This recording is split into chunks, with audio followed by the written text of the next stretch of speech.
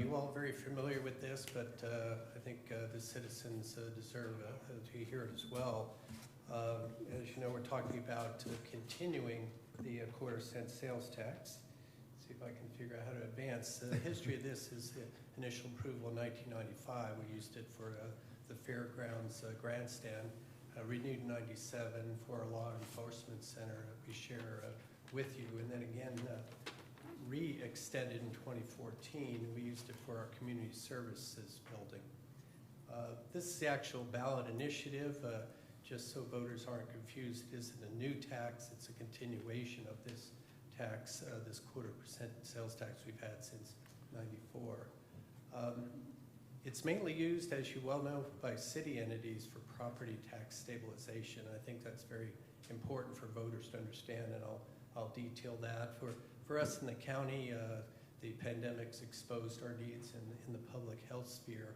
Our health department building is inadequate, and certainly our EMS facility is falling down at best. And initially, we all use it for infrastructure improvements. The alternatives, we'll get about $2 to $3 million out of this to use it, again, mainly for property tax stabilization in cities, but for our infrastructure and health facilities. The alternative, if it is not extended, is that you and I in our deliberative bodies are going to have to look at our general funds to support these services. Call your attention to the lower left corner. I think that's the most important part of this slide.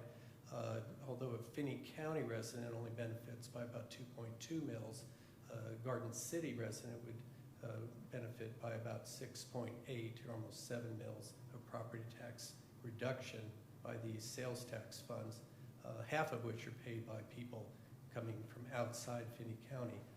Holcomb resident, even more importantly, almost 10% mill reduction by the sales tax. I know there's no $100,000 home left, so I won't go into the math there. But you know, in Holcomb, and Commissioner Jones, who's here, has given this lecture or this briefing before. It's over $225,000 benefit on a $200,000 house, which is more realistic. I think it's important for our voters to understand that we're within the 2-week window of registering for this vote, and this is the only issue on the August 3rd ballot. So I encourage folks to register. It's quite easy to do. Advanced voting, our county clerk will get those out on the 14th, and then her office will be open after the 19th for walk-in voting with election day 7 to 7 on the 30th. Any questions from the commission? Do you know approximately what percentage that sales tax comes from outside the Finney County borders when we're talking about purchases? Yeah, I know you've looked at that for us on economic development, and we've heard 46% as the high. Walking through those parking lots, it seems like it's a lot higher. I think people spend more who come a long way, make all the purchases. I think you and the city have put out an excellent brochure for your citizens. I don't have it for display, but the you know, this amount of money impacts the employment of 12 police officers, 13 firefighters, and would represent half of the zoo's expenses. I know my wife and I came to Garden City in part because there was a zoo here, so we certainly appreciate you continuing to support that. Are there other questions? Any other questions? For your time. No. Thank you. Thank you. Thank you. Is there anybody else that would like to make a comment or provide us with any information, that any item that's not on the agenda? Yep. Yes. Public comment? Right. Yes, public comment. And just come forward and state your name if you could, please. My name is Robin Calderon. Okay. I've been a resident of Garden City since about 1989. Okay. And my issue today is the fireworks. Okay. I appreciate the fact that they shortened the time to 5 days this year. However, they were still selling them. As long as people can buy them, they're going to shoot them off. In my neighborhood, we had fireworks going off a week before they even started selling them. They're still going off this morning. It's crazy. But my biggest issue is with the aerials. The big mortar rounds, the artillery shells, whatever you want to call them.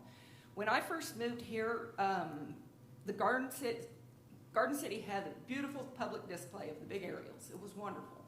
And watched the display. It was great. I loved it. And when you would go and watch the display, they would stress how dangerous these things were and how important it was that only the trained professionals handle them. And I mean, they really stressed that. They mentioned it several times every year. And they had fire trucks on hand. They had ambulances on hand in case there was an accident. My issue is, how did we go from this, how dangerous these things are, they're gorgeous, but how dangerous they are, to now any 6-year-old can go and buy an aerial and set it off in their front yard. I mean, it's all over town. It's just too much. They're dangerous. 4th of July, I'm sitting in the living room trying to relax and watch TV, and I see the fire trucks go flying down our street and turned the corner and stopped. So I went out in the backyard to go see what was going on. Our dumpster was on fire. And I'm glad that happened, because had I not gone outside, I would not have seen that my backyard was on fire too. I put out 6 different fires in my backyard that night. So then I went around with the hose and I made sure I wetted down any mulch, anything dry around my entire yard, because a couple of houses down, people were setting off these big aerials, and I do not know, I don't know if they weren't using the pipes that you're supposed to put them in to set. I don't know anything about them. I've never shot them off. But they were not going up 200 feet or whatever it's supposed to be. They were barely clearing the treetops when they burst, and they were raining down into my backyard, and that's how the dumpster caught on fire. That's how I had fires in my yard. Those embers were still burning when they hit the ground. I would like to see the city or the county or whoever crack down on these aerials.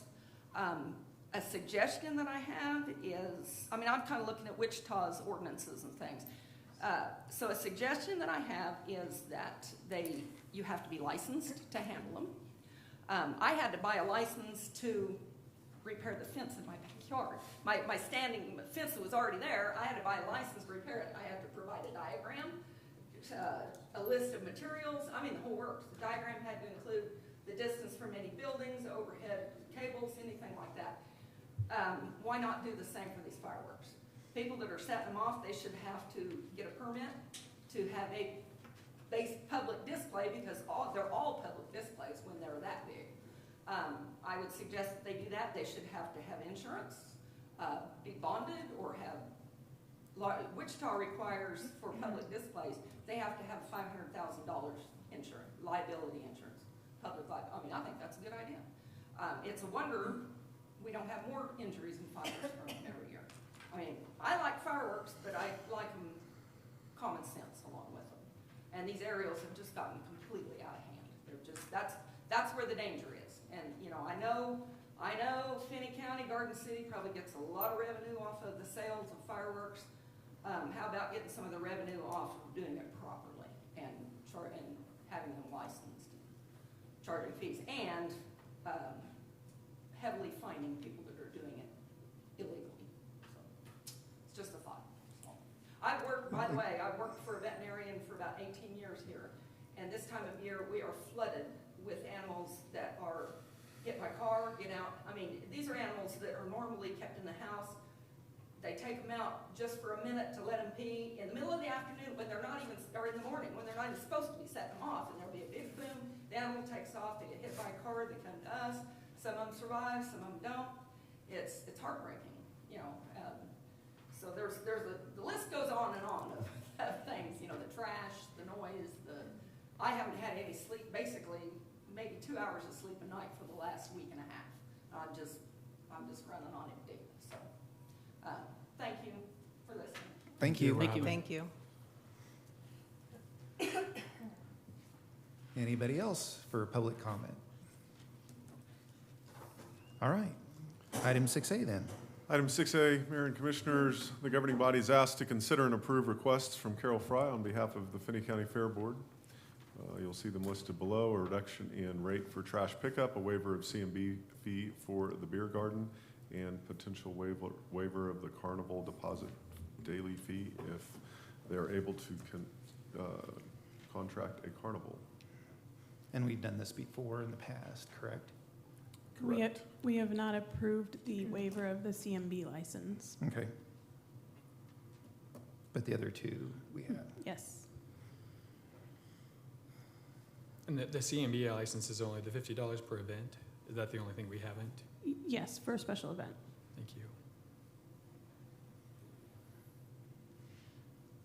So what does the commission want to do on this item?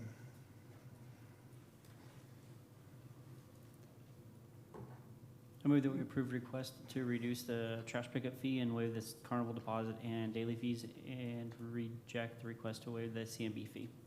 Second. There is a motion to reduce the rate for trash pickup, potential waiver of the waiver of the carnival deposit and the daily fee, and reject the waiver of the CMB fee for beer garden, correct? Yes. Motion and second. Any other discussion on that item? All in favor, say aye. Aye. Opposed, nay. That item passed. Item 6B, the governing body is asked to consider a request from Cody Cundiff, co-founder Hidden Trail Brewing, to be categorized as a mobile food vendor under the itinerant merchants license category and to allow one food truck to be located at 2010 East Shulman Avenue at any given time. And I believe the Cody's here Mhm. as well. And Sealand can go through the memo real quick. Mayor and Commissioners, Hidden Trail Brewing contacted me a couple weeks ago regarding their plans. They plan to not have a kitchen at their facility, and they wanted to invite, it was their goal to invite food trucks. I think you guys are all familiar with our food truck, our mobile food vendor licensing. The fees are listed. I attached the ordinances for your review. We discussed this when he came in and came up with the idea of possibly having Hidden Trail Brewing get the license and allowing them to have food trucks come, because what they're doing is they're going to be open Wednesday through Sunday and have food trucks, depending on the popularity of that, but it could change on every night, or if it's just going to be Friday, Saturday, Sunday. But that was the thought, the idea, having those food trucks just work with them individually rather than getting a food license for every day that they change, because it could be different people every weekend. So you're saying like an annual license? They would pay the annual license of $600. This would be a waiver or a consideration to allow Hidden Trail Brewing to be considered under the mobile food vendor license. But there is, after consulting with our city attorney, there is under section 22-133, there is also a transferability of a license, and so it would actually be a waiver of both of those things. And Jimmy can explain that section more, the transferability. Mr. Dummermuth. Thank you, Sealand. Mayor, Commissioners, there is a provision in our city code that does require that any of these licenses are used by. Thank you. All right. It does require that the licenses are used by the person who was issued the license. So in this situation, people would be using a license under the brewery. So the waiver would entail waiver of the section 22-133. So does the liability fall on the Hidden Trail Brewing, or does the liability still stand with the food truck? Well, the food trucks would have to comply with all of the health regulations as well as fire code, and a lot of those are independent from the license. So depending on the type of liability that we're talking about. Yeah, like food poisoning or anything, does that, it just kind of would fall on the license that it's under, which is the food truck vendor. Would that, I'm just making sure everybody's covered here under insurance if it happened to go towards, I guess, just understanding that liability could fall on Hidden Trail Brewing as well. Am I right or wrong? I don't know. Each food truck has their own license, Yeah. food license from the Kansas Department of Agriculture. They have to have that as well to just be operating. So I don't know if that's where that one. Yes, those issues would be covered by the independent duties that the food trucks would have. You know, they are regulated by the state, so those particular issues regarding food safety, that it would fall under that part of the regulations. How does the Food Truck Friday, how do we do that? That's Is that- considered an special- it's an event. event license. Okay. And so we modeled this solution somewhat after a hybrid between a mobile food vendor going and finding their own location and working that deal out for a, 1 month or 1 day or 1 year.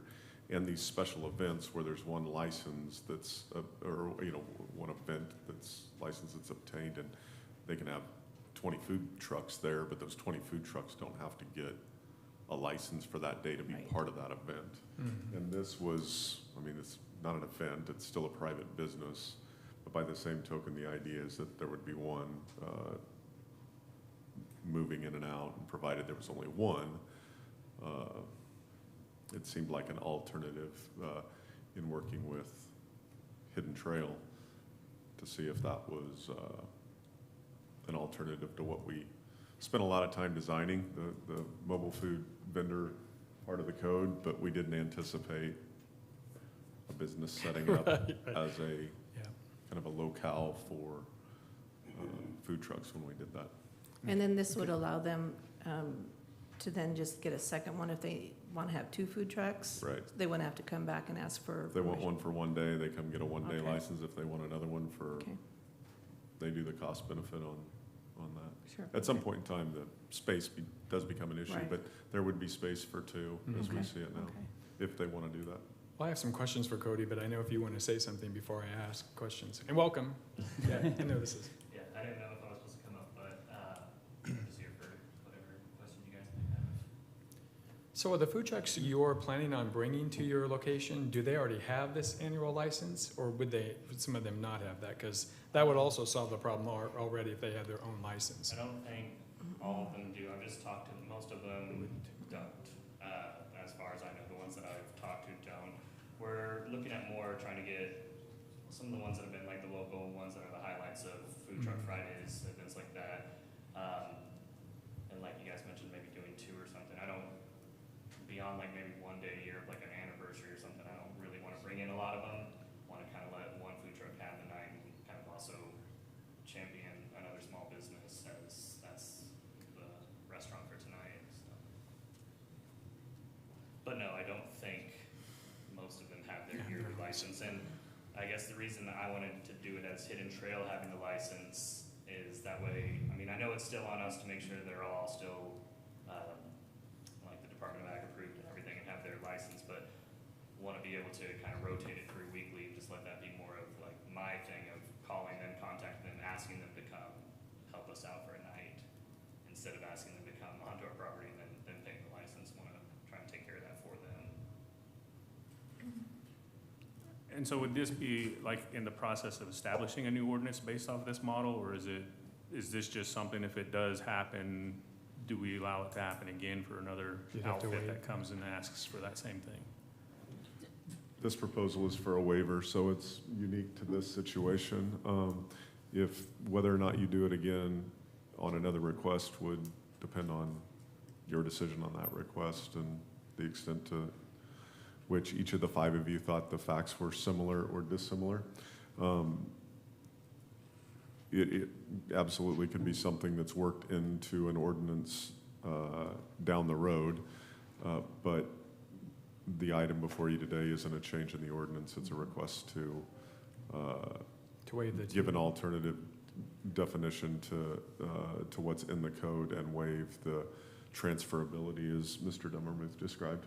I mean, it sounds like we're trying to get a food truck plaza established without having that kind of language available, which, happens in other places. Mhm. We Yeah, just no, don't it have does. that ability right now with Right. the way we have it set up. So the closest thing is like what the mayor indicated was it's Food Truck Fridays is the closest thing to something like this.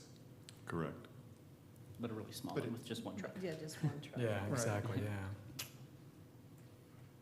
I like the idea. I like the idea, and I also like that you're being innovative I mean, I know kitchens are very expensive, and so that would save a lot of costs. Plus, you're also building other small, local, small businesses and giving them a place to Yeah. set Well, up more The often. idea too is to make it, it's a smallish town, and the idea you could come to our place 2 or 3 nights a week, and it's a different, one night it's a barbecue restaurant, one night it's Chinese food, one night it's a taco truck, something like that, but I think that would be kind of fun. I like the innovation aspect of it. I do too. I think it's a really innovative way and a really great way to think outside the box and really help 2 local businesses. Well, more than 2 if you have the food Yeah. trucks, but All the trucks I've talked to are super excited. I bet. So you mentioned the days, what about times? Have you established hours? So we're like Wednesday, Thursday, Friday, we're not looking to open until like 3:30 or 4. Saturdays, Sundays, we'll probably open about noon. And that was more something I would kind of let the food truck make their call. If they want to post up and be available for lunch also, if you guys are fine with that, I mean, I don't mind as long as they have enough prepared for the evening rush for us. But if it's just an evening thing for us too, that's also fine.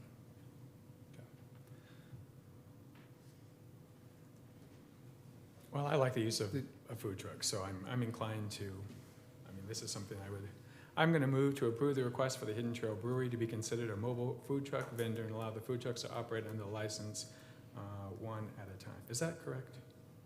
Correct. That's So that would give them the ability to do, One at a time. one at a time. okay. I'll second. There's been a motion and a second. Is there any discussion on that item?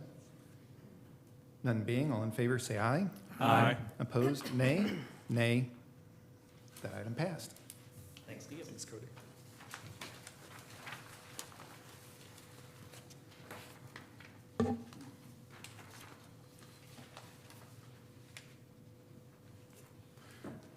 Under item 7, we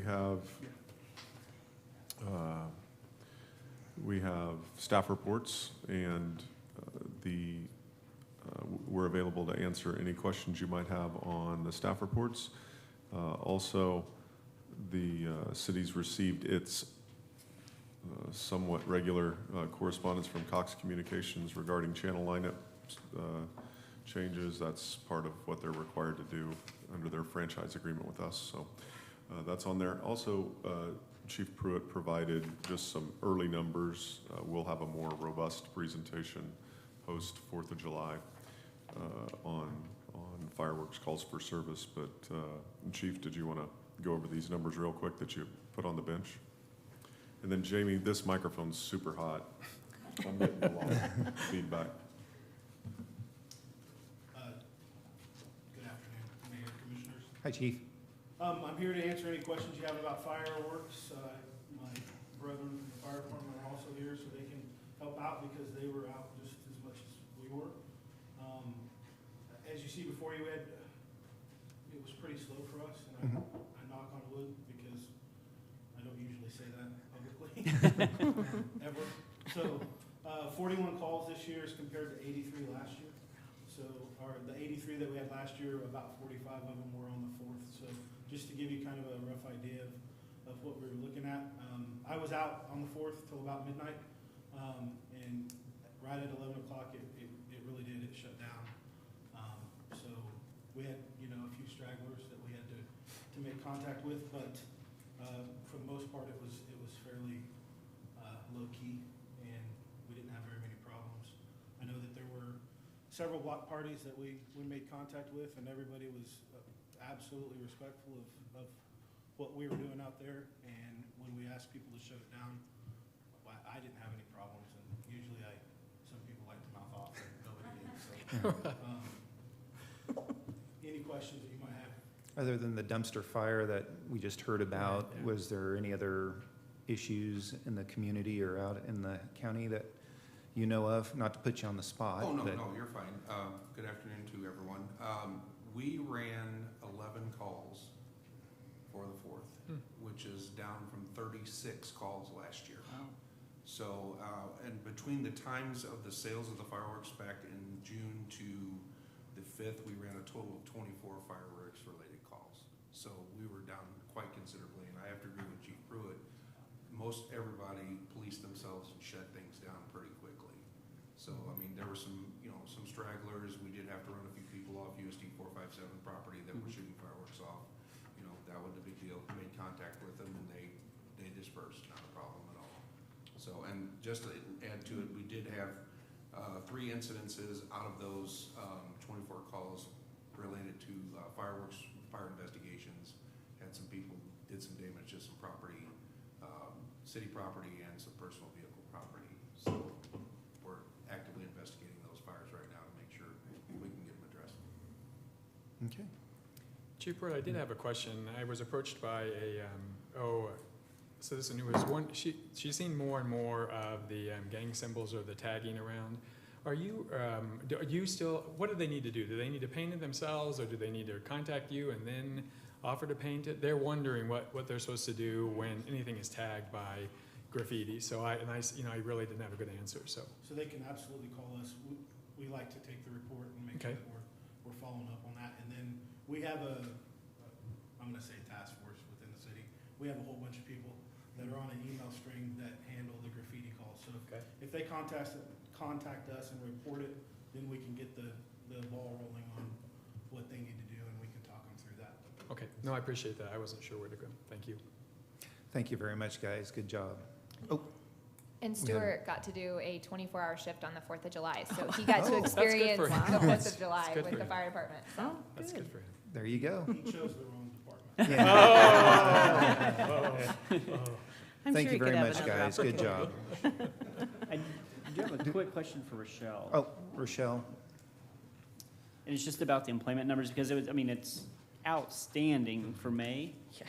And I know like in the past, like 2017, 18, 19, we're talking about like 85% employment with numbers that are much lower than that. So how did we get so many employments? Like, I didn't think we have enough room on planes left to get this high. May has 31 days, so that helps Right. as well. People are ready to travel. Great, yeah. People That's a are new ready to answer. travel. This was, May Yeah. 2021 was a record-breaking month by about almost 198 employments compared to our previous record. So we had enough planes. There was a couple flights that were canceled due to weather down in Dallas, but they were reaccommodated on other flights or reaccommodated in other locations. So it was very busy. They were at capacity most days and had overbooked a couple flights. So then a lot of people received some flight benefits and travel revenue guarantees for future flights as well. So May was really busy. We don't have the numbers quite yet for June, but they do look promising as well. Yeah, it just doesn't look like we can get too much higher with the planes that we currently are flying. Yeah, it was a very busy month. The airline staff is exhausted. I'm sure. I traveled recently and I met a couple who came into Garden City and they said just the cleanliness of the facility and the ease of on and off, the way they were taken care of, they were very complimentary. And then I said, well, wait till we get our new airport. Right. Then you're gonna see something really great. So, but I did want to pass that along. They were very complimentary and everything seemed to go very smoothly, even getting their luggage off very quickly. So thank you for their great work. Yeah, thank you. I'll pass it along to the airline as well. Thank you. All right. Rochelle, Thank do you you. know, right offhand, our high water mark May was before 2017, is that right? Correct. So our best May wasn't in this Mhm. 5-year Yes, history. So that is correct. it's up a lot from that, but there is a number a little bit higher than those that is in between the 27, 27 Right. and the rest of it. I believe it was in 2015, July, I believe. Well, just looking at what we've got, Yeah. it still looks really good, Yeah. so. Pretty impressive. Very for thankful. sure. Thank you very Thank you. much.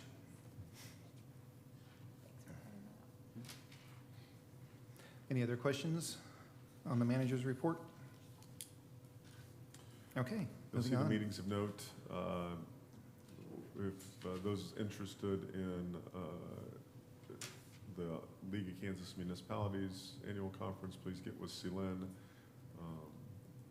She'll help complete travel request forms for those. It's been a while, so we just had a conversation about getting back into the swing of some of those things that we used to do that we haven't done for a year and a half. So if you're interested in going, she'll fill out that travel request form for you. Let's see. I think we're ready for item 9A, the appropriation ordinance. If approved, it would be ordinance number 2534-2021A. I move that we approve appropriation ordinance number 2534-2021A. There's been a motion. Is there a second? I'll second. There's been a second. Any other discussion on that item? None being, all in favor say aye. Aye. Opposed, nay. That item passed. Item 10A, the governing body is asked to consider and approve an ordinance rezoning from CO, Office and Service Business District, to C3, Central Business District, for the property generally located at 512 North 7th Street. If approved, it would be ordinance number 2905. Trent? Good afternoon, Mayor, Commissioners. The applicant is Lee Properties. The property is located at 512 North 7th. It used to be a bank, from my understanding. It was remodeled recently to be office space. Somewhere within there, we have a applicant that wanted to put in a medical clinic. Medical clinic under the current zoning of CO is not permitted. CO has some limitations to that. Offices are allowed, medical clinics are not. Some of the properties around this 512 North 7th are zoned CO, but we are requesting today to change that to a C3. The C3 is in compliance with our comp plan. It is with the downtown master plan, so it would fit within that same area. We've got a map that shows the location of it within that. So that is it right there. Everything around it is a CO. Our future zoning use for that would be part of the C3 zone. The reason we recommended the C3 is there's not a parking requirement. The parking requirements could make the property a little harder to develop. Planning Commission did consider all the options for amendment, evaluation criteria. Planning Commission voted 9 in favor, no nays. The staff recommends approval of this rezone from a CO to C3, option 1.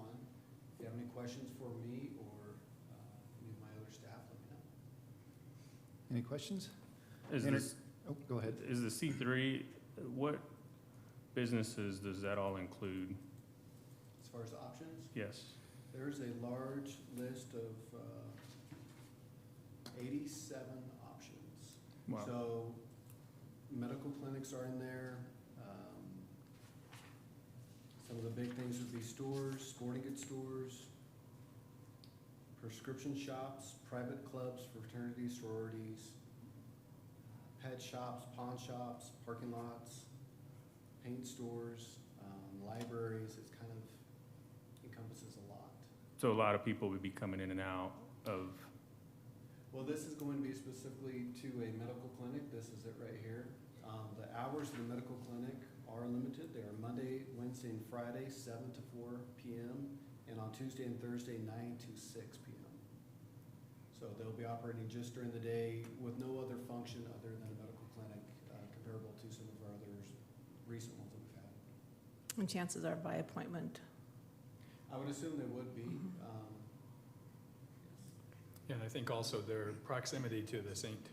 Catherine's Hospital also makes this a really great use of the building. And the redesign and the reuse of a building that I didn't think of anything but a bank, that's really kind of neat. So with that, I want to move that we approve ordinance number 2905-2021, an ordinance approving the rezoning of land from C-O Office and Service Business District to C-3 Central Business District. There's been a motion. Is there a second? I'll second. There's been a second. Any discussion on that? I had a few more comments, but Sure. I'm just wondering about parking because I know it is a big issue with some of the spaces downtown and central business districts also. Are there any conversations about actually striping along the park or anything other than the actual site itself? We have not discussed any public parking being designated or otherwise to this facility. So this facility is expecting to use their own parking for it. And the question of Deborah is whether it was by appointment only. We can find out. I don't know. It wasn't in any of the discussion with the Planning Commission. Okay. The aerial The does have C3 some is- parking too on that side. If you go back to the aerial video, that they And the bank recaptured some of had the parking parking. too. Yeah. The south side has some available, as well as the west, which is the main entrance. And part of the C3, though, some of our parking regulations are based on if you did a redevelopment of a property and you had full access to design it any way you want. This is, like you mentioned, dealing with an existing structure, putting it into repurpose or reuse. The C3 is nice in the downtown area. All the downtown businesses have that same affordability of they can use the street access parking where available, but we're not going to go in and govern Flat Mountain Brewery based on their parking demand. Any other discussion? All in favor, say aye. Aye. Opposed, nay. That item passed. Thank you. Thank you. Thank you.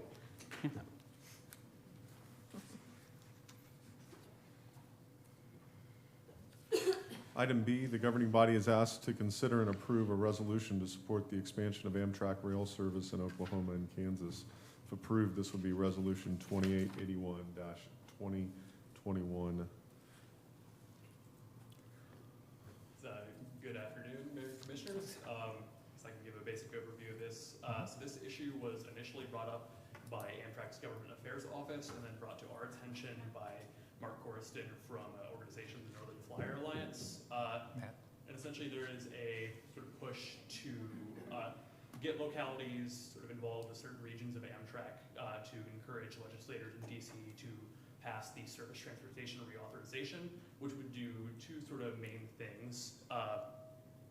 So firstly, it would fund the maintenance of the Southwest Chief, which is the Amtrak line whereon runs from Chicago to Los Angeles. And it would also fund an extension to the Heartland Flyer route, which currently runs from Oklahoma City up to, or down to Dallas-Fort Worth. And the extension would actually run that up to Oakley, Kansas, which would connect that line to ours.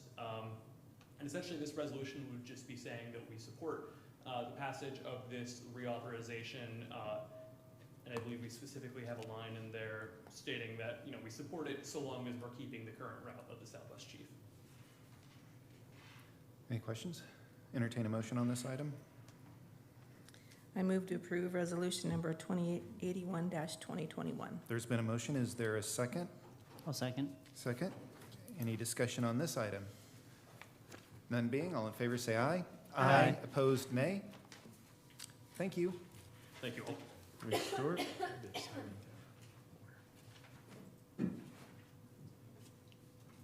Bear with me, I'm gonna. Mhm.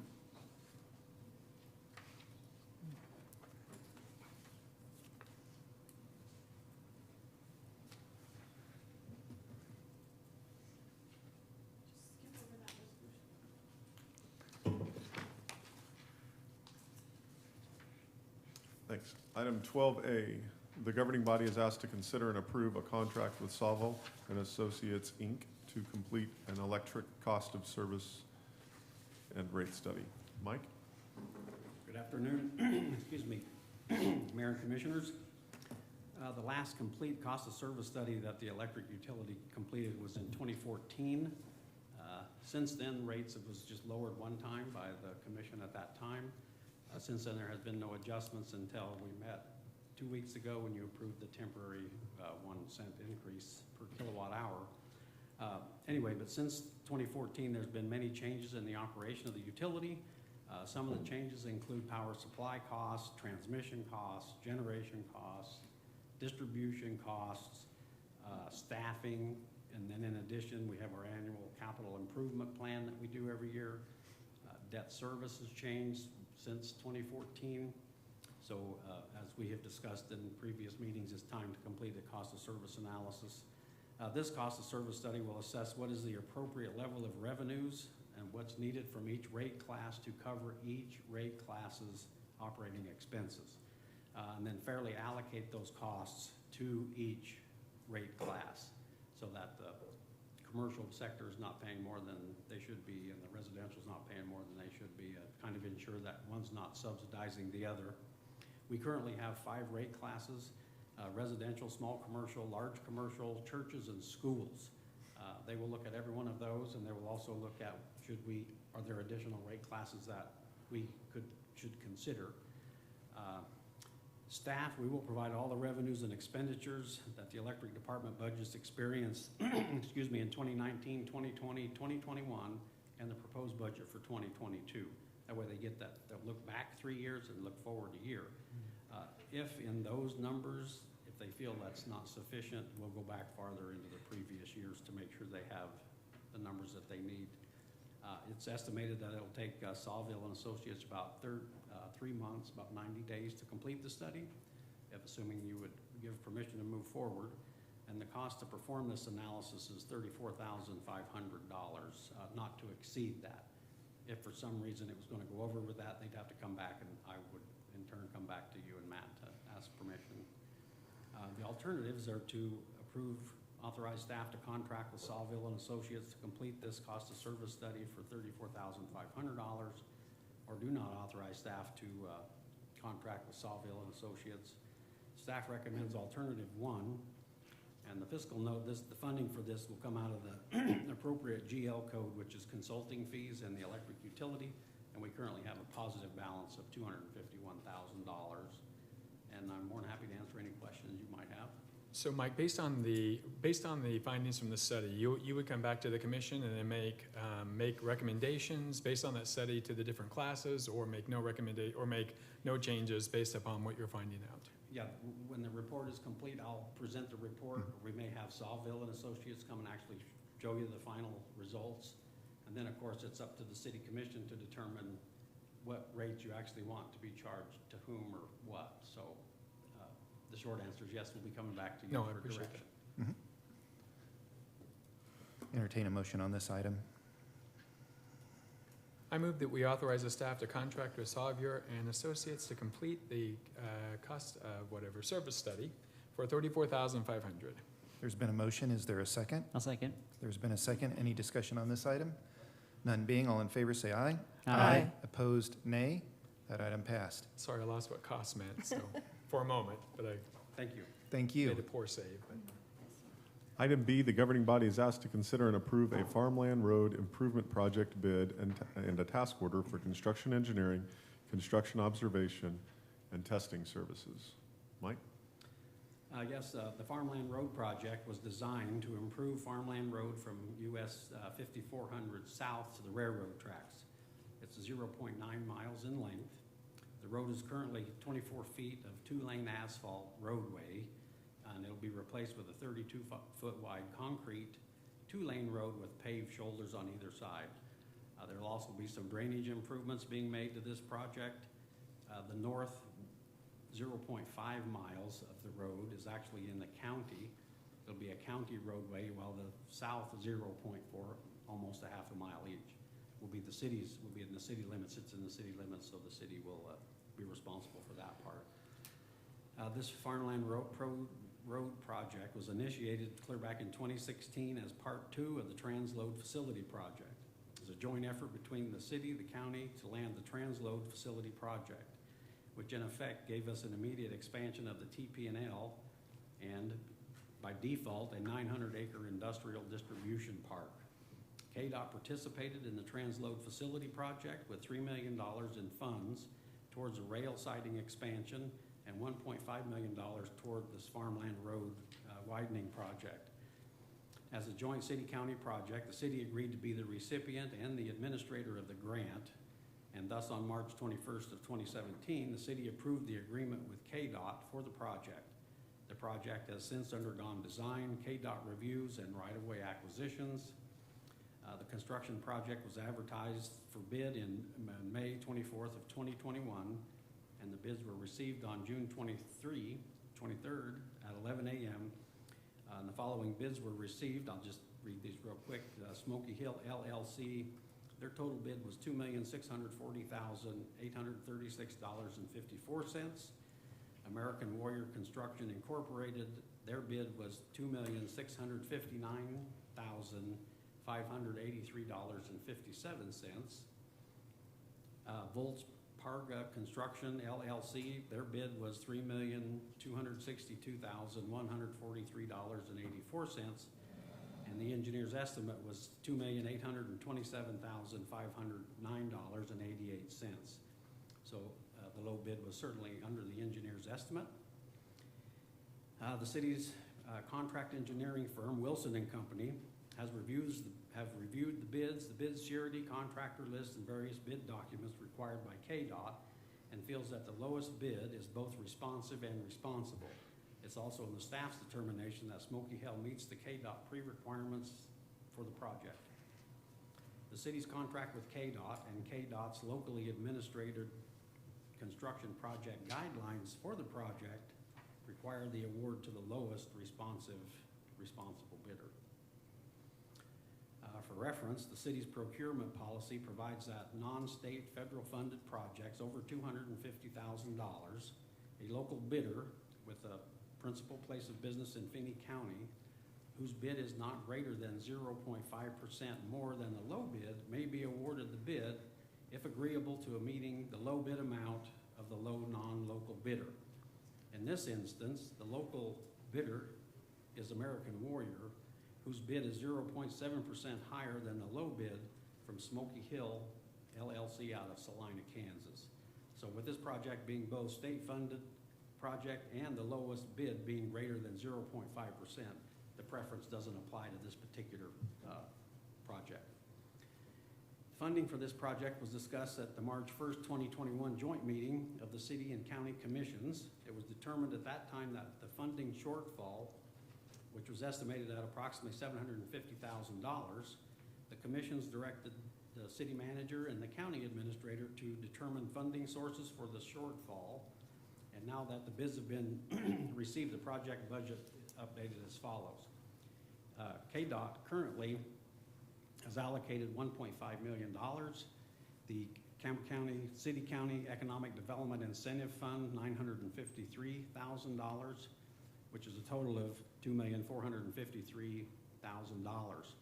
The difference is an estimated shortfall of $762,680.41. The city manager and the county administrator preliminary determined that the city and county would split that shortfall, which would come to $381,340.20 each. If approved by you today, the project has an early start date of August 1st of 2021 and a late start date of March 15th of 2022.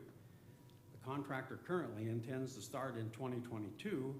However, they would be authorized to start at any time within this window should they decide to do so. And once started, the project is allowed at 135 working days, which results in approximately 28 weeks or about 6.5 months to get the project completed. This doesn't include weather days, which can have a significant impact on how much work they can get done. And the project consists of several phases in order to keep access to all the properties and traffic moving.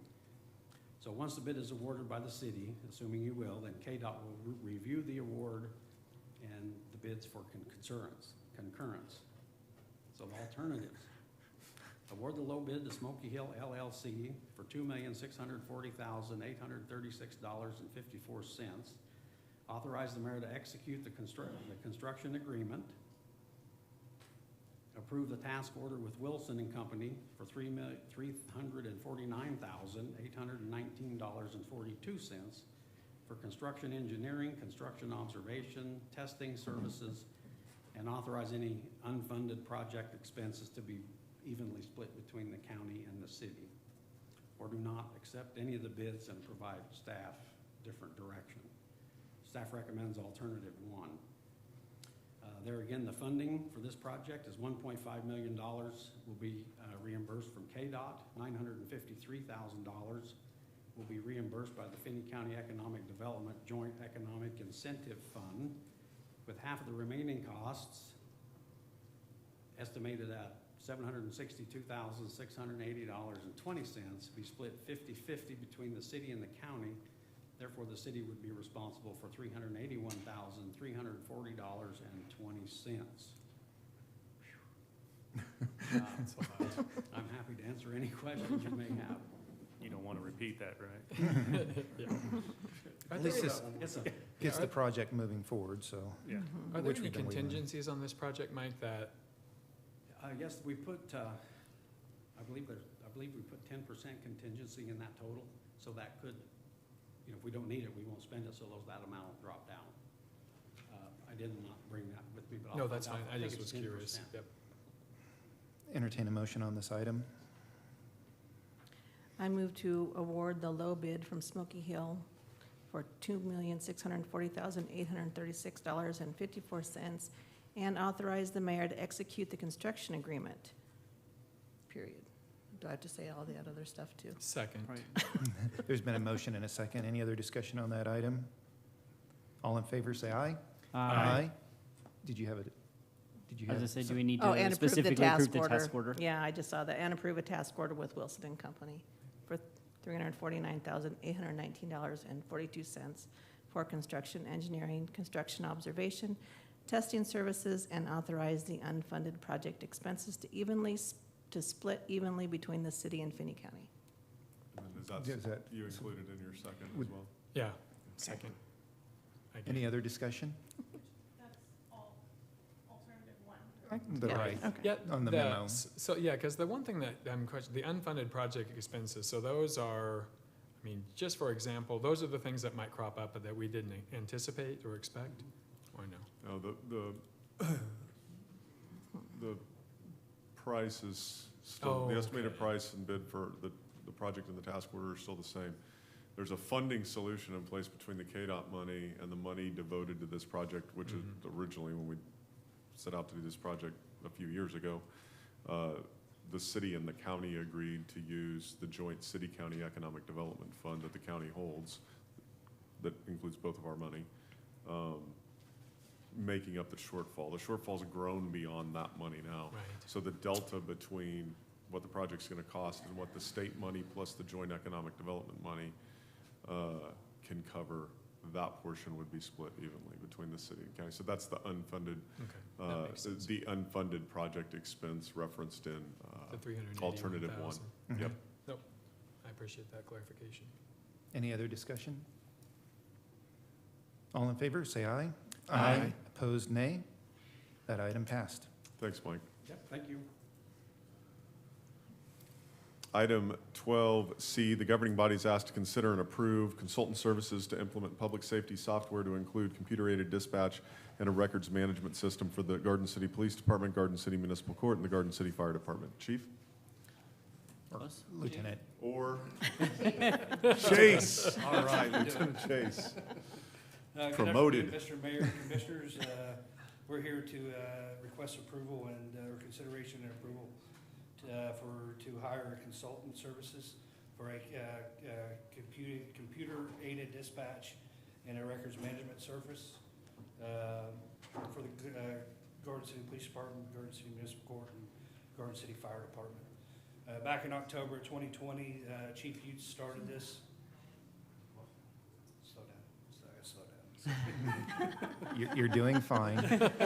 You're amongst It's a little friends. intimidating once you get up here. That's Yeah, okay. yeah, It no, is, no, yeah. believe me, I know, it does. I Yeah. understand. You're doing good. Yeah, Hey, I already messed up. I mean, I only have one. yeah, I mean, you Let's know. introduce you, so you're in good company. Chief Utes back in October of 2020 started this project, and the whole goal was to do a collaborative effort with us in the county and to come up with a records management system that we all can use. However, the county kind of backed out because of funding restraints, and so he retired, and so now we're back on trying to get this pushed forward.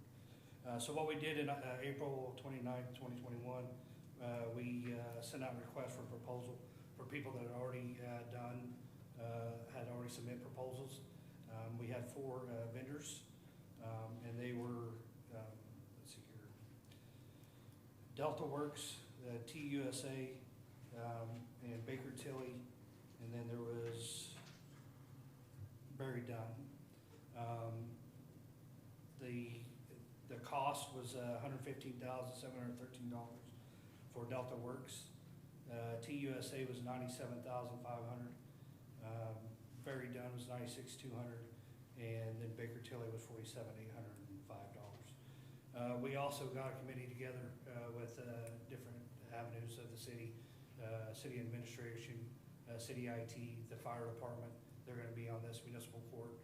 And we all reviewed the proposals, and we all agreed that we would recommend Delta Works. Although it was a little more expensive, the body of work and the amount of work they're going to do outside of other companies, that's why we decided to go with that company. Any questions? On this, they weren't the lowest bidder, correct, or were they?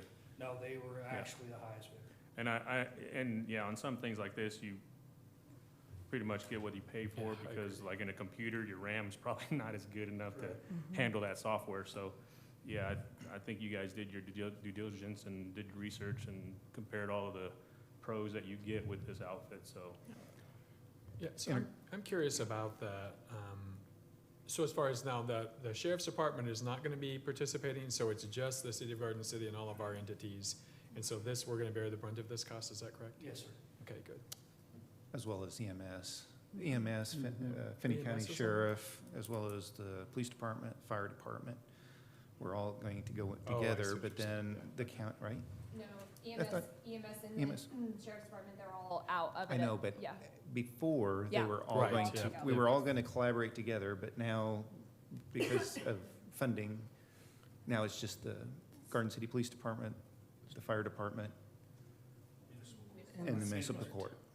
And not Holcomb. Oh, Holcomb's not included either, that's true.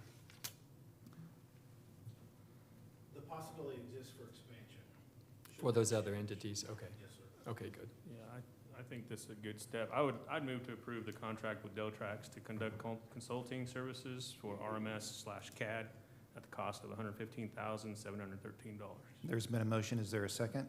Second. Oh, go ahead. Let Deb second it. Commissioner Euler made the second. Any other discussion on this item?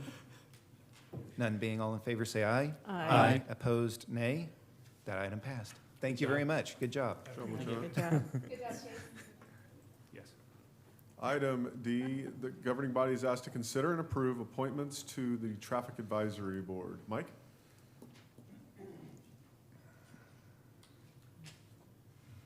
Yes, good afternoon, Mayor and Commissioners. Jared Hoffman, who's a member of the Traffic Advisory Committee, he was appointed to fill a vacant position, and that term expired actually July 1st of 2021. Jared has expressed an interest in serving a 3-year term on that board. And then also Nathan Hayek, he also serves on the Traffic Advisory Committee. He was appointed to a vacant position on October 6th of 2020, and that term also expired on July 1st of 2021. Nathan has expressed an interest in serving a 3-year term on the board, and he's currently a member of the Planning Commission as well. Both members are eligible to serve on the Traffic Advisory Board and are asking the governing body for such consideration. Your alternatives would be to appoint both of them, or appoint one, or appoint none, whatever you choose to do. And staff doesn't have any recommendations. Entertain a motion on this item. Yeah, I would move to appoint both Jared Hoffman and Nathan Heck to 3-year terms on the Traffic Advisory Board. There's been a motion by Commissioner Unruh. Is there a second? I'll second. Second by Commissioner Dick. Any other discussion on this item? None being, all in favor, say aye. Aye. Opposed, nay. That item passed. Thank you. Thank you.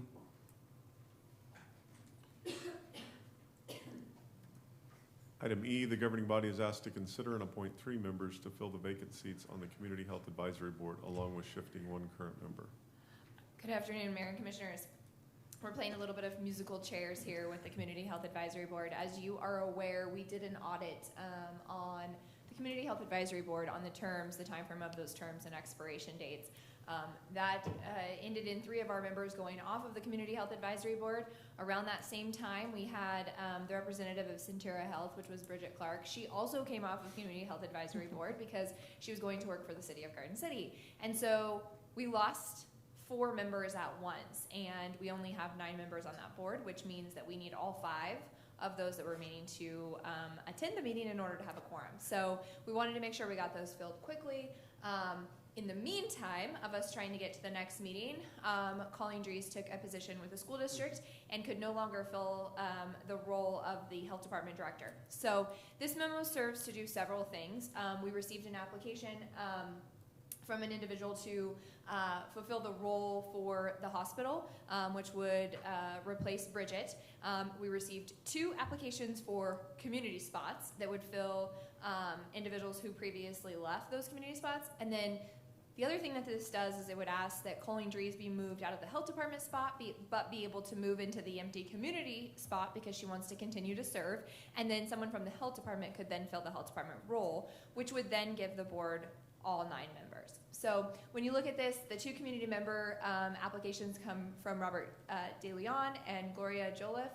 And the gentleman from the hospital is Joseph Gonzalez, and he was selected by the new hospital CEO. So the Community Health Advisory Board did meet. All 5 members came to that meeting that are currently on the board and recommend approval of this particular method to fill these vacancies. That's a lot of moving parts, so yeah, that's pretty impressive in one memo that you got that all done. So. Entertain a motion to take action on this item. I move that we approve all recommended changes, including moving Colleen Dries to a community spot, appointing Joe Gonzalez to the Centura spot in place of Bridget Clark, and appointing Gloria Joliffe and Robert De Leon to the remaining open community spots. There's been a motion by Commissioner Dick. Is there a second? Second. Second by Commissioner Euler. Any other discussion on this item? None being, all in favor say aye. Aye. Opposed, nay. That item passed. Yeah, no, Joseph Gonzalez kept saying Michael, because I didn't know a Joseph Gonzalez, but a Michael Gonzalez.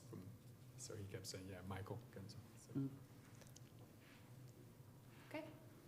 The governing body is asked, item G, the governing body is asked to consider and approve an appointment to the Police Citizens Advisory Board and waive the residency requirement. We're at F. Yep. ma'am. Okay. Item F, the governing body is asked to consider and approve additional distributions of community grant funds as recommended by the Community Health Advisory Board. Good afternoon, Mayor and Commissioners. So the Community Health Advisory Board was obviously busy at their last meeting.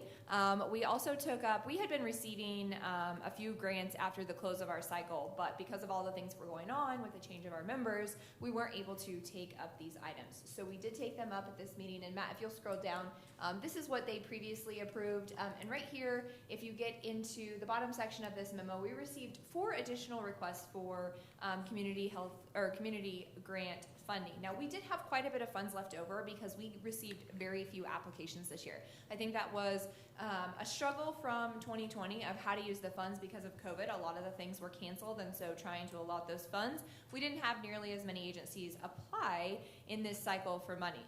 The ones who applied did not fit what we initially intended for the rollover funds. We rolled them over with the intent that if an emergency came up, such as the community daycare situation that we had a couple years ago with their water heater, that they would be able to provide those funds. These are just situations in which all 4 of these agencies missed the deadline, and so they came to the Community Health Advisory Board and asked them to grant them the funds for these particular projects. The Community Health Advisory Board did have a fairly lengthy meeting discussing whether or not to fund these agencies and decided that their take on it was we didn't receive very many requests. There was quite a bit of money left over, and these are important events and agencies that are doing things in our community, and if they are going to continue to do them, we want to encourage them to do so. So you'll see that we have Family Crisis who requested $4,500, and Community Health Advisory Board recommends giving them the $4,500. Community Mexican Fiesta requested $2,000, and the Community Health Advisory Board recommends giving them the $2,000. Communities and schools, you'll see on here, it is not recommended that they receive any funding, but that is not because of their project or because they didn't want to give them funding. They received funding in the previous 2 years. And for the community grant, you have to sit out. Once you receive 2 years in a row, you sit out a year, and then you can come back the next year. And the last one was a new one that we hadn't seen before. It's a junior Buffalo football program to try and get youth more excited and involved in football. And they recommended giving the project $2,000 out of their $2,500 requested. So this would use another $8,500 of the total community grant funds available. There's still a significant portion left over. We started with $43,500, and we only used $16,857,000, I believe, in the first round. And so we still have $18,127 left over if there is, in fact, an emergency that comes up before the end of the year that an agency or a group needs some additional funding. Any questions on this item? Entertain a motion. I move that we approve the CHAB's recommendations to award the $8,500 in community grant funds to these three agencies as outlined. There's been a motion by Commissioner Unruh. Is there a second? I'll second. Second by Commissioner Ortiz. Any other discussion on this item? None being, all in favor say aye. Aye. Opposed, nay. That item passed. Item G, the governing body is asked to consider and approve an appointment to the Police Citizens Advisory Board and waive the residency requirement for PCAB members. Good afternoon again, not lieutenant. Yeah. I'd go back to being a lieutenant. What you have before you is a request. We have two members that have been serving on our PCAB that we would like to keep. One of them graduated high school, is now college, so, and she lives at Southland. So that's one of the residency requirements. Then we have another one, Destiny, who works for Mosaic. She handles cases for Mosaic, and she lives in Scott City. However, has some clients in Garden City as well. Very dynamic member of PCAB, and we would like to keep both of them on. They've served very well on the board, and we want to keep them there. So that's what you have before you. I think that in the research that we did before this, there's maybe been one instance where we've done on another advisory board, we've done a waiver with the golf course, I think. So it's not something that's out of turn. It's just something that I don't think the PCAB has ever addressed before. So that's what you have before you. Questions? Entertain a motion on this item. I moved, Go ahead. okay. I move to appoint Reagan Wright to fill the vacant Garden City Community College student position with the term expiring in December 2023, and waive the PCAB resident requirement for Destiny Luden and Reagan Wright. There's been a motion by Commissioner Euler. Is there a second? I'll second. Second by Commissioner Ortiz. Any other discussion on this item? None being, all in favor say aye. Aye. Opposed, nay. That item passed. So that Thanks. leaves us with 4 openings. So if you guys have anybody in mind, please send them. And Oh, are that sounds those great, yeah. specific openings for Yeah. specific, could you explain those? So if we are visiting with particular people, we could, Absolutely. So we have homemaker, school representative, Asian American, and the fourth one is, I think, member at large. okay. So, Well, any other questions? no? Thank you for your time. Thank you. Thanks. Item H, the governing body is asked to consider and approve a draft of the 2022 city budget so that the indication of revenue neutral rate intent can be authorized to be signed by the mayor. Melinda? I'm going to go right into the background. We have completed all of the discussions on the city budget. So this memo is to serve as any changes that you would have seen in previous meetings. The following changes since the last discussion on June 15th are below and are currently incorporated into the 2022 mill levy calculation. We're going to move the cemetery expansion, including the road and seal overlay, to 2021 American Rescue Plan Act grant funding. We're going to add into the GO bond the Southeast Community Park improvements at $1,600,000 to the 2021 general obligation bond issue. We're also going to add Finnip Scout Park improvements, $800,000 to the 2021 general obligation bond issue. Just to remind you that what's in the bond issue now, it would be those 2 items plus Fulton Street drainage and also the Garden City Regional Airport Terminal. That's going to be an $11 million bond issue, and we're starting work on that starting next week with your approval. How long is that bond? The airport is going to go 20 years. The others are going to go 10. Okay. And we're trying to make the airport be tax exempt. We have to work on that. Certain areas of the terminal, if they're used by someone else and it's rented, that would be a taxable issue, but I think we can come up with $8 million that is tax exempt. Okay, so the following assumptions were built into the 2022 city budget and used for the revenue neutral rate computation. In all funds with personnel, the salary line items reflect a 2% step pay increase. All benefits, capers, KPNF, unemployment, workers' comp, and Social Security are calculated at the employer rate. The employer's budgeted contribution to the health insurance per authorized position increased to $830 per month for 2022. 2021 was $820 per month. 2 new authorized positions were approved to begin in 2022, one in the IT Communications Department and the other in the Airport Fund. Social funding is budgeted at $46,500 in 2022. Can you tell us what it was in 2021? $45,500. There's an increase of $1,000. Okay. Finney County Economic Development Corporation and the amended downtown vision requests are included. Downtown amended theirs by $12,000 to request to account for salary and benefit increases. That was after their presentation. The parks budget includes a restroom at Rotary Park for $80,000 in 2021 and Ben Grimsley lighting at $375,000 in 2022. The zoo budget includes the renovation of the large aviary flight at $285,000 in 2022. The fire department has a management study included for $65,000 in the 2021 revised budget. They also have lease payments for 2 new brush trucks that are included in 2021 and 2022. That's a 5-year lease payment on those trucks. General fund sales tax revenues are budgeted conservatively with a slight increase from the 2019 actual. So we went back to the 2019 actual since that's pre-COVID and applied some increases there. So we're at $7,044,000 in 2022 budget, or 2021, and $7,046,000 in 2022. The carryover into 2023 in the general fund was increased by $100,000 to $3.4 million. The water utility revenues reflect a stair-stepped increase in rates, which ends in 2023, and the increase in the Wheatland Electric for the treated water contract.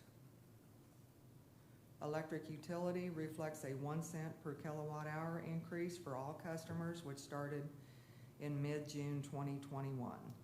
A cost of service was also authorized to be completed on this utility. The proposed draft of the 2022 budget to be used for the revenue neutral rate intent produces an overall ad valorem tax requirement, and I have a typo here.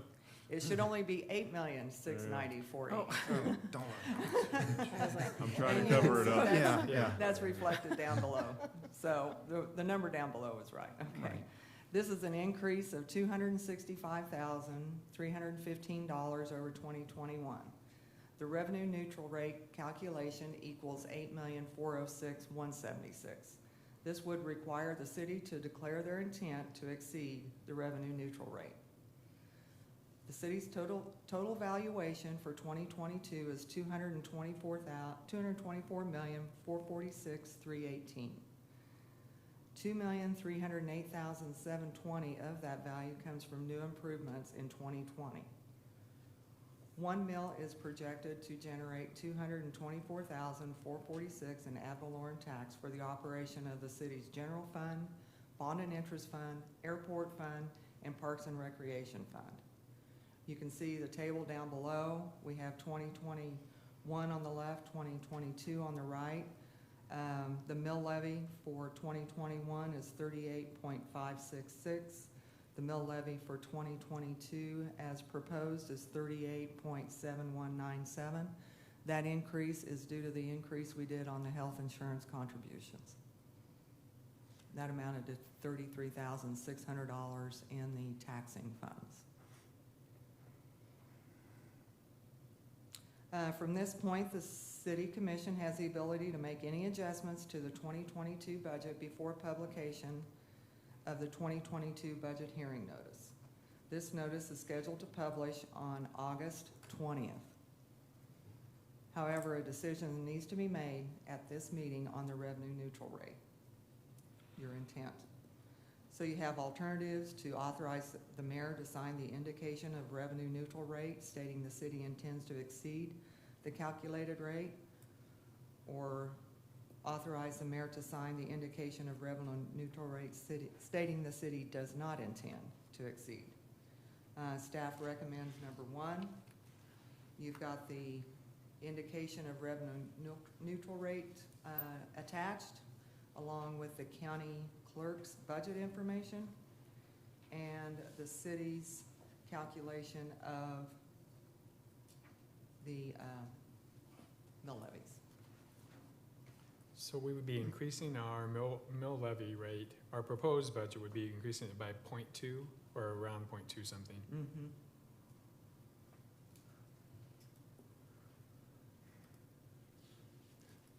Entertain a motion on this item. I move that we approve alternative 1, authorize the mayor to sign the indication of revenue neutral rate stating that the city intends to exceed the calculated rate. There's been a motion by Commissioner Dick. Is there a second? Second. Second by Commissioner Euler. Any discussion on this item? No, I appreciate you keeping it level. That's really a great job. There's also time to make changes before we publish, so Yeah, if you that's have good. anything that you would like to discuss, this is just to get the revenue neutral rate intent to the county on time. Any other discussion? None being, all in favor, say aye. Aye. Opposed, nay. That item passed. Thanks, Thank you. Melinda. Thanks, Melinda. I think we're ready for item J. For everyone's situational awareness, I've asked the mayor to give some consideration to going into an executive session at the end of the meeting. So for kind of housekeeping purposes, we'll go ahead and do item I, which is the consent agenda. And then if the commission would like to do commission reports, we can conclude the meeting with the executive session. We don't anticipate any commission action following the executive session. That sounds okay. The consent agenda would be items I-1 through 6. I do want to ask a question about one of the consent agenda items, and then So which items that, we'll pull it off? it's the one that's just the building leases, and it could be very simple. I know that we are taking over some of the leases from the rec commission. I'm curious, were there 2 in the consent agenda? I can't remember. Okay, let's I'm pull trying to that, get my notes. let's pull that pull item those. off. There's 4 2 and of 5. them. So the consent agenda would be items I-1, 2, 3, and 6. Okay. I move that we approve consent agenda items I-1, 2, 3, and 6. There's been a motion to approve items 1, 2, 3, and 6. Is there a second on that? Second. Second by Commissioner Euler. Any other discussion on that item? None being, all in favor, say aye. Aye. Opposed, nay. That item passed. So item I-4, the four. governing body is asked to consider and approve an assignment and assumption of lease between the Garden City Recreation Commission and the City of Garden City, Kansas for 909 Fulton Street. I think the question, Aaron, is, that would apply to both 4 and 5 is, what all leases are we assuming? All of them is the answer. I mean, Right, it's a yeah, exactly. consolidation. So what is all of them?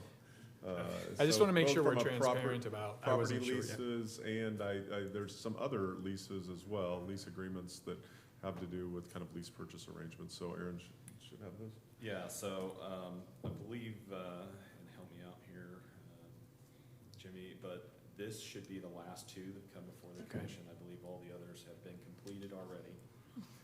And we started with, I believe the first 2 on there were SEO, which is the North Maintenance Shop. Core Fitness was on there.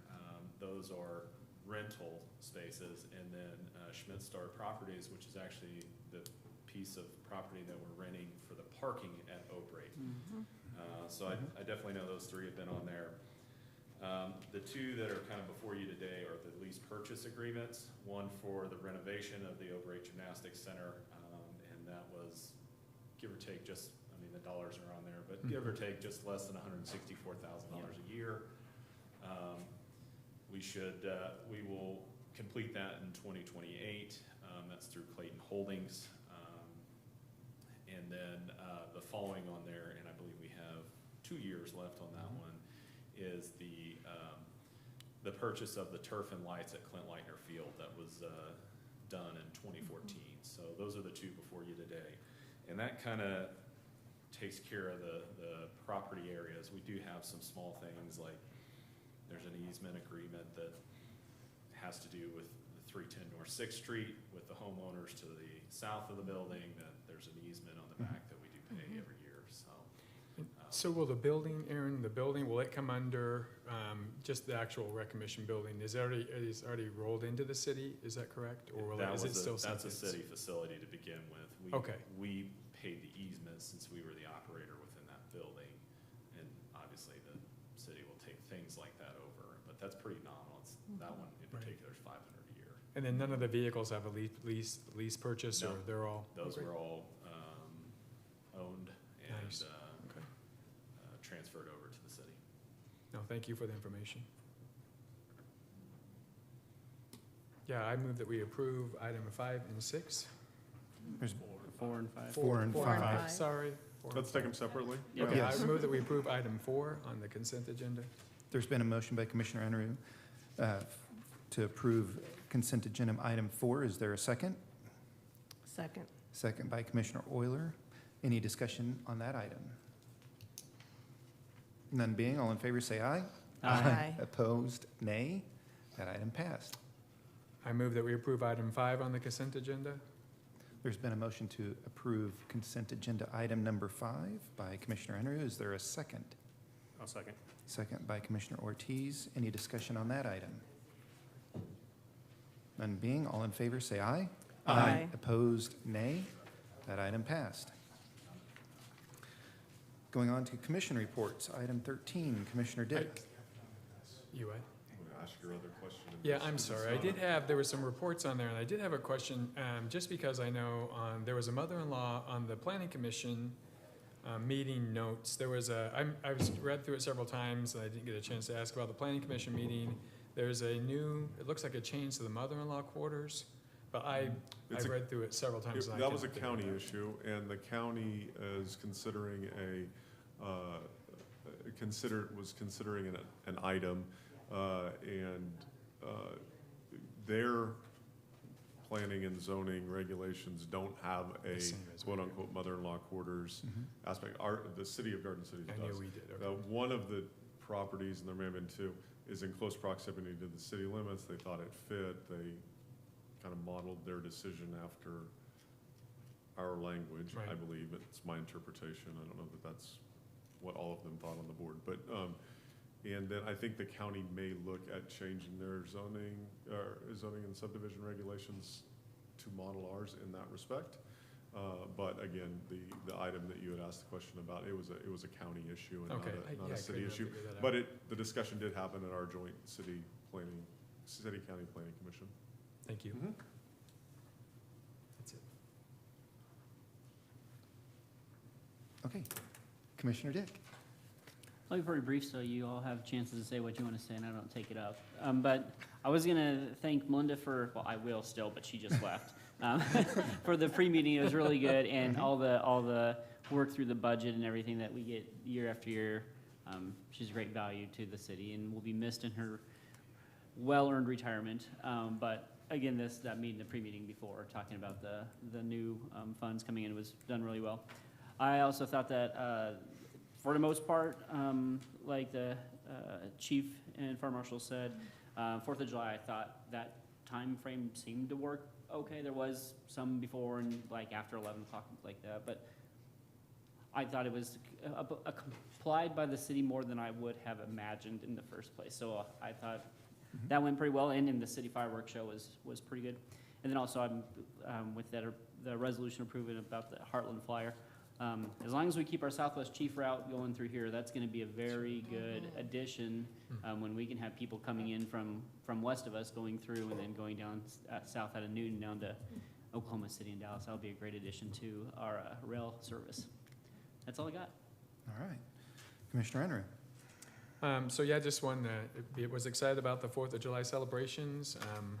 So I do think the 1st to the 5th really worked. The sale, again, I think it's right. Whenever you're going to sell them, they're going to do those. And so, again, I'm going to be pushing for that to match. for next year. Had several comments, several calls about, especially pets. It's a really hard time for pets and also for families. And I also like sleep, so I didn't think I was that light of a sleeper, but I am. Also, just wanted to think the city is looking really nice. I really appreciate the striping that they've done recently. Usually we wait until after the holiday season or after the summer before we put bike stripes up, but I mean, it's great.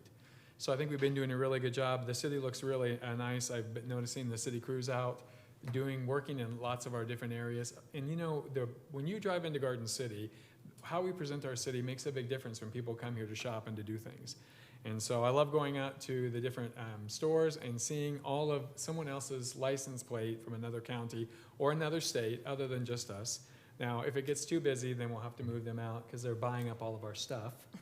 I'm sorry, they're also paying taxes, so that's really great. I am super excited about the airport. When I was talking with several people on the plane flying back and forth, and it's, what else do you do other than, my earphones died, so I had to talk to people, so. But the thing that's people are really excited about what's happening here in Garden City. They really appreciate our airport. And like I said, the staff has been tremendous. Everything moves very smoothly. So that's all I have. Commissioner Ortiz? Well, I fly out at the end of July, so I'll give you my report in August. There's no new terminal yet. Yeah, no, I won't give you the report on the new terminal, but I know you had a lot of compliments with people coming in the airport this time of year, so I'm sure it'll be great. I think I want to extend the greatness of appreciation for you guys. I guess I'd never heard it called Circle Park, is that right? It was on Center Street, Center Circle, just east of the YMCA. Mm-hmm. So their little roundabout cul-de-sac planter area got redone, and everybody was excited that it was in, and so they extended appreciations to me on bringing it up, so I'm extending appreciations on to the city and rec and parks and everyone involved in that, so they said it looks really nice, so thank you for that. Also, I had the privilege of helping with the YMCA's food handout for those who qualify to get free meals for an entire week. Did it for 2 straight weeks, and it was work. It wasn't hot, which is good. I mean, the first week I didn't help, but it was really hot then. The second 2 weeks that I helped, it was overcast, so it was nice. Representative John Wheeler was there this last Sunday, so he had the opportunity to help in that as well. So that was great job done by the YMCA. I know the traffic and stuff was a real big issue, but I know like just people who are going through, they're in need, and we just appreciate the patience there with those vehicles traveling through there. Also had the opportunity to go speak at the senior center about the extension of the taxes, and that was pretty awesome too. I mean, you get to talk with folks they had a great meal there too. I didn't expect a great meal, but that was great meal. But so they're doing a wonderful job there at the senior center, and I need to make an appointment myself just to get over there more and maybe do some more activities with them, it was fun to go over there and speak about the taxes to them. So, I mean, not about taxes, but it was fun to go over and mingle with them. So let's put it that way, huh? Also, just like to give thanks for all those who are either changing boards or coming on to new committees and serving in that aspect. So I know it seems like there's a lot of changes now, and I just want to extend well wishes to those individuals who are willing to get involved and provide their services in that way. So that's it. Commissioner Wheeler? Yeah, I always like seeing that community involvement. That's my big thing, is just people who serve on boards and are willing to serve on boards even after they moved out of the area, and I just think it's great. The pre-meeting was wonderful, and an opportunity to really kind of do some brainstorming and thinking about what to do, and that's always kind of fun. This weekend is Stop the Bus. There will be buses parked at all of both Dillon's, both Walmart stores, Target, and then Dollar General in Holcomb. And we will be collecting school supplies, and then distribution is July 28th. And we're kind of, things are a little bit behind, and it would be nice to be able to just stuff it as fast as we can to get as many backpacks to give out to kids as possible. And that distribution will be at Garfield Elementary on the 28th. I just wanted to thank the police department and the fire department. I heard a lot of sirens. I live right there on 3rd Street, and they pass by my house a lot. And every time somebody passes by, I say a little prayer for whoever's on the other end of that or driving, and for you guys. So thank you guys for all that you guys did over the 4th of July. That's all. Just following up with everybody else has pretty much taken all of my comments, but, great to see the, like Commissioner Unruh said, the striping. It really enhances the community on the streets.